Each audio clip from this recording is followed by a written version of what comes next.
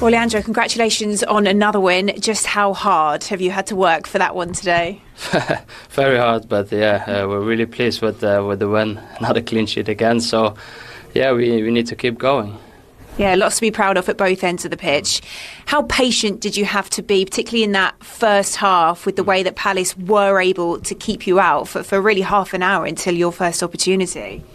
Yeah, indeed. I think lately it has been like that. We just need to keep patient throughout the whole game, because we can score any time. But they try to adapt to us as well, and that's what we did today. We created some more chances in the second half. We had, it would be nice if we would have put the game to bed, but we battled until the end, and those are sweet as well.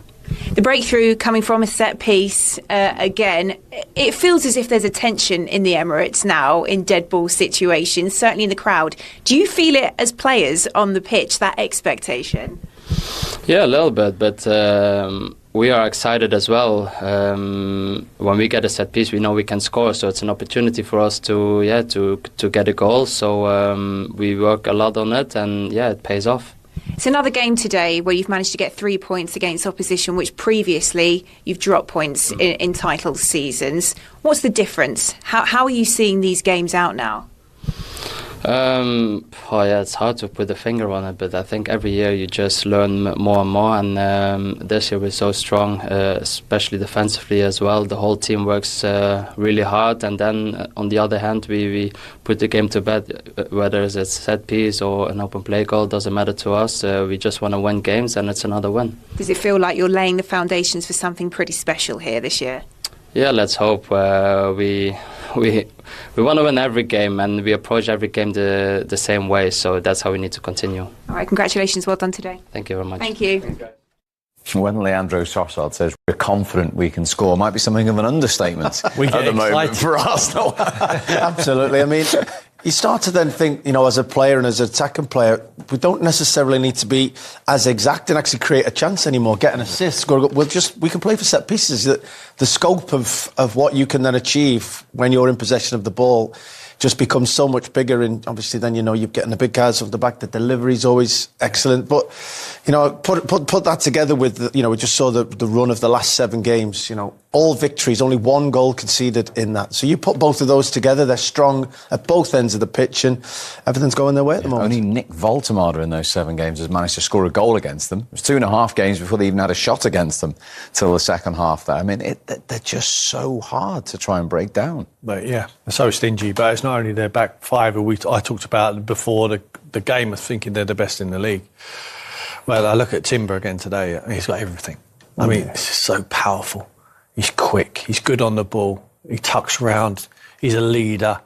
Saliba comes off injured there today. Looks like they're trying to protect a little injury from him. Mascara comes on. Looks like it's a seamless transition. He just comes on, does the job. Calafiori comes off. They make changes, and they're able to cope. Declan Rice comes off with a little injury. I think he was carrying an ankle injury from the first half.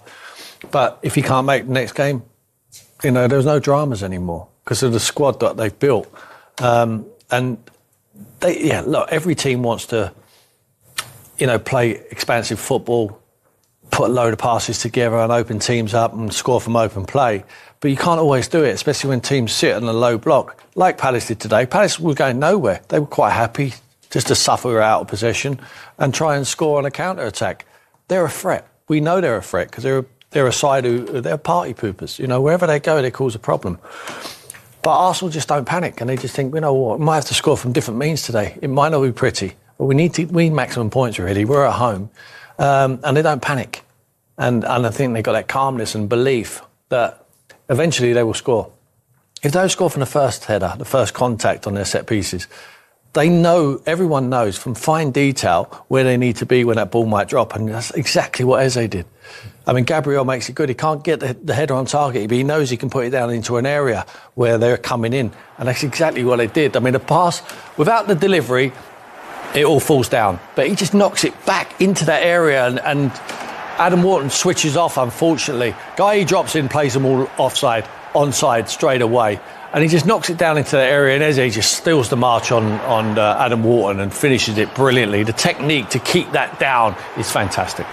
Yeah, I always feel Arsenal are on the move. in those areas as well. Their movement is great, but they're also, they all know their particular jobs. The delivery is excellent. The big guys attack a certain area, then anticipating where the ball might land, where it might go to, and on that occasion, Eze's quickest to it and a brilliant finish. That was probably Crystal Palace's fans' worst nightmare this morning, that he hadn't scored yet in the Premier League for Arsenal. He was going to do it today against Palace. Yeah, I mean, he owes a lot to Crystal Palace. They're the club what made him. He's had an opportunity built up at Queen's Park Rangers and he wanted to play in the Premier League. Palace took him. He was very good for them, but they were also good for... he showed the respect when he celebrated there, but he's got to move what he wanted. He was already a hero before he goes to Arsenal because it's... the analogy I use, it was like Tottenham have got a Christmas present on New Year's Eve under the tree, and when they get down in the morning, it's gone. And he's gone to your best friend. Like Arsenal, it was horrendous. But for the Arsenal fan, it was amazing news. And he's an incredible player. What a player that kid is, because it doesn't have to settle. Leon touched on it.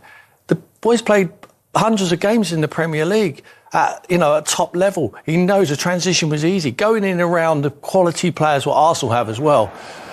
It was just an easy transition for him, but to steal him from Tottenham like they did was just disgusting. And this goal, as Tim says, wasn't celebrated, and he got a standing ovation from both sets of supporters. What they don't need for Christmas is any more defensive reinforcement, because look at the numbers, Leon. The first in absolutely everything in terms of those defensive foundations. Yeah, and that just doesn't fall into place. That is recruitment, getting the right players, getting depth within that, but also then hours spent on the coaching pitch, hours spent working as a team, understanding exactly how the manager wants you to defend in each and individual situation. So you can see how hard they are working. And when you do that in training, quite often, Tim will tell you, when you're getting put through your paces at training, if the results aren't on the pitch, you start to lose belief and lose sort of, real belief in that the manager's ideas are going to work. But actually, at the moment, everything that they seem to be doing, set pieces, defensive situations, creating opportunities, all seems to be working. And then you can really buy into what the manager's asking you every time he asks you to do something different. Absolutely right. I mean, to highlight that, 11 goals they've scored from set pieces. If they haven't scored 11 goals, the players are turning, they're asking questions why they're doing 3 hours a week on set plays. They're not asking any questions now because they know if they're not flying, if they're not scoring from open play, there's always the strength of them as well. But the delivery is absolutely spot on. But it's diligent on the work, on the TV screen, the analysis and on the field. Mikel's got it all going for him at the moment. Didn't they, against Crystal Palace? They took a while to get going. I thought Crystal Palace started positively and were asking more of the questions, but you always know with Arsenal that they do have patience. Glenn mentioned it in commentary. They've got patience, they'll relax, they'll know that they've got quality throughout the game. Somebody will pop up with a moment, and no surprise it was Eze. Yeah, and no surprise to him, it came originally from a set play again for the Gunners. It did, yeah. I mean, Palace tried to hold the line, but Mark Gay drops too deep, plays everyone on side, and you have to take care of the second ball. He's sharp onto it, he anticipates where it's going to fall, and it's a good finish. But you look at Mark Gay here, just drops early, plays everyone on side. Then Wharton has to stay there with Eze, doesn't he, Leon? And it's he has to be more diligent there. It's okay, trying to protect and when you want to play with the ball, but sometimes you have to do the hard yards, and he's paid the price there. He just got caught ball watching just for a moment, and at this level, if you get caught ball watching, the top players will get themselves that half a yard, and that's all Eze needed. Terrific finish. I mean, the leap and the flexibility and the agility to be able to get up there and then keep control of that finish was outstanding. Yeah, scored at the Emirates in this fixture last season for Palace. Now he's got his first Premier League goal for Arsenal, and that is now 11 set-piece goals already this season for Mikel Arteta's side. Incredible. Like we say, sometimes they don't care. Sometimes they're happy to suffer without the ball. Sometimes it's not as fluid as they want, but they know they have to defend well, keep the clean sheet, and you'll get a chance at the other end. And if it comes from set pieces, like you say, 11 goals from set pieces, incredible turnaround. And now when they get their nose in front, as we mentioned, they've only conceded 3 all season. That's the challenge for Palace. Yeah, very difficult 45 minutes for Palace. I will say that they have quality in their team. They've got a guy who scored a hat-trick last week, Mateta. They've got goals within the team, but, Arsenal defend so well, and they defend, as Tim was saying, as a team. They don't mind defending as a team. Everybody contributes to that clean sheet, to that good goals against record. So, you'd be very surprised if Arsenal don't keep it. 2 minutes, their first attempt last week against Fulham, and again, A little bit stodgy to start with this afternoon against Crystal Palace, who were making life pretty difficult for them until this, Jamie. Yeah, Palace did quite well first half. Arsenal had a lot of possession, as you said, didn't create much, really, but Eze does brilliantly here. Just gets half a yard on Adam Wharton. That's that extra little bit of pace and power to get there first, and the finish is absolutely sensational. And is it again Gabriel getting that first contact, which is key? Yeah, yes, and I think that's something we're going to look at in extra time. I think Gabriel's not just role just on set pieces, but at both ends for Arsenal. As I said before the game, for me right now, one of, and maybe the most influential player in the Premier League. So you're saving it here? Saving it for later? Super Sunday extra time, 7:30. You can tune in for that. But you just wonder, with Liverpool losing for the 4th game in a row, with Manchester City slipping up, losing 3 times in the first 9 games, the first time in 12 years, that this could be a significant weekend for Arsenal? Yeah, I think it looks that way. But they've got to believe it now. I've said many times on the show, in terms of when you're in front and you've got that lead, they just have to have a little bit of calm. Don't get overexcited. You know, the fans are going to be excited that they're in that position. You're one of them, aren't you? Sorry? Fan? I'm an impartial pundit. That's a rehearsed line. But in all seriousness, when you're leading, it does feel a little bit different. I'd rather chase, but for them now, the focus on what they need to do. The one thing I will say about Arsenal, they can win games in all different type of ways. Yes, set pieces are key for them, but you know, getting over the line is the most. Welcome back to SportLab. It had to be him, didn't it? Eberechi Eze, the man once adored by the Crystal Palace fans, scores the only goal at the Emirates as Arsenal extend their lead at the top of the Premier League. It wasn't a classic, but it was classic Arsenal. Another set piece, another crucial win, and another step closer to the title race crown. Let's break it all down. This game was all about patience. Crystal Palace defended deep, stayed compact, and frustrated Arsenal for most of the first half. But in the 39th minute, the breakthrough came, and of course, it came from a set piece. Declan Rice floated in a perfect free kick. William Saliba rose highest and cushioned a header into the path of Eberechi Eze. One touch, bang, drilled into the bottom corner.